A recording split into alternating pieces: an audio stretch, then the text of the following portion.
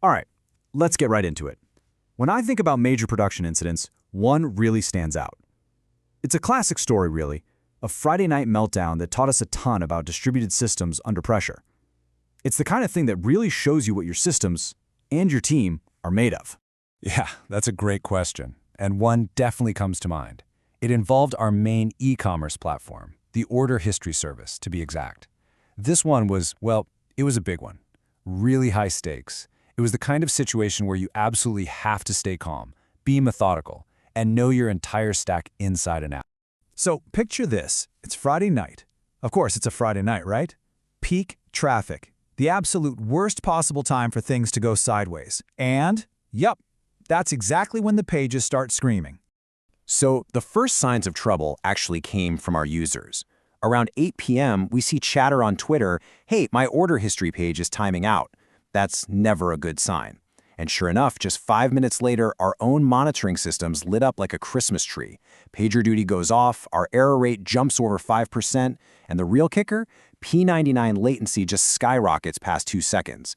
The whole system was groaning. And just to put that into perspective, look at this. Our P99 latency, which is what the slowest 1% of our users are experiencing, is usually super fast, around 200 milliseconds. During this incident, it jumped to 5,000 milliseconds. That's a full 5 seconds. In the world of e-commerce, that is an absolute eternity. So yeah, we knew right away this wasn't some little hiccup. This was a major service degradation. Okay, so when the building is on fire, you can't just run around screaming. You need a process. Panic is useless. So we did what we always do. Kicked off our standard incident response, which for us is a top-down investigation. You start at the very edge of the system and just work your way down, layer by layer, until you find the source of the problem. And that path was pretty straightforward. First, check the load balancer. Is traffic even getting in?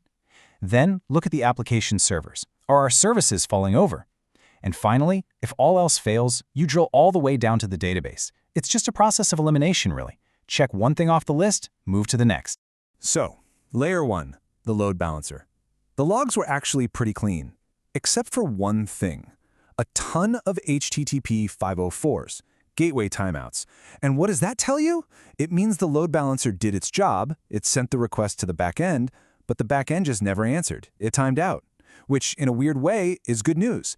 It means the problem isn't at the front door. The patient is sick somewhere deeper inside. Okay, so we move down to the application layer, and the metrics here painted a really interesting picture. CPU usage was low, which is weird, right? But the number of active threads was maxed out, just pegged to the ceiling, and the logs filled with connection pool timeout exceptions. This is a classic symptom. It's like a traffic jam. The application isn't broken, it's just that all of its workers are stuck in their cars waiting for the road ahead to clear. And that road led straight to the database. So now we've got our prime suspect. All the evidence points to the database, but we still need the smoking gun. This is the moment we go from what's broken to why is it broken. And this is where things got really interesting. And here's the trap that so many people fall into. We look at our main database dashboard, the global metrics, and everything looks fine. See? 60% capacity utilization. No big deal. If we had stopped there, we'd still be scratching our heads. But, and this is so important with distributed systems, averages lie. They hide the ugly truth. You have to drill down. And when we looked at the per partition metrics, bam, there it was. One partition, just one, was completely slammed. 100% capacity, throttling everything. Meanwhile, all the other partitions were just sitting there, bored. This, my friends, is a textbook hot partition. Or sometimes you'll hear it called a hotkey. The whole point of a sharded database is to spread the load out, right? But if your data access pattern funnels a ton of traffic to one single shard, that one little piece of your database becomes the bottleneck for the entire system. It's like having a 10-lane highway that suddenly narrows down to 1 lane. Everything grinds to a halt, and that delay backs up all the way to the user clicking the button. So the natural next question is, why? Why was that one partition so hot? We dug into the application logs, and there it was, the smoking gun. A whopping 90% of all requests were for one single user ID. It was some kind of power user, a big reseller, and since our database partition key was, you guessed it, user ID, every single request for this one user was hitting the exact same physical piece of hardware. We had inadvertently created the perfect storm. Okay, finding the why is great, but the users are still seeing errors, so now we gotta fix it. And this is a really key point in my philosophy for handling incidents. You don't just have one fix. You have two: mitigation and prevention. You have to think about them separately. Mitigation is about stopping the bleeding. It's the battlefield triage you do right now to get the service back online for most people. It might be ugly, but it works. Prevention, on the other hand, is a long-term architectural surgery you do later to make sure this disease can never come back. So for the immediate mitigation, we moved fast and did a few things at once.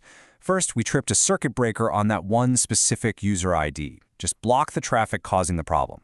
Then, we made a quick config change to increase the cache TTL for that endpoint, and then another to serve those reads straight from our Redis cache, bypassing the database entirely.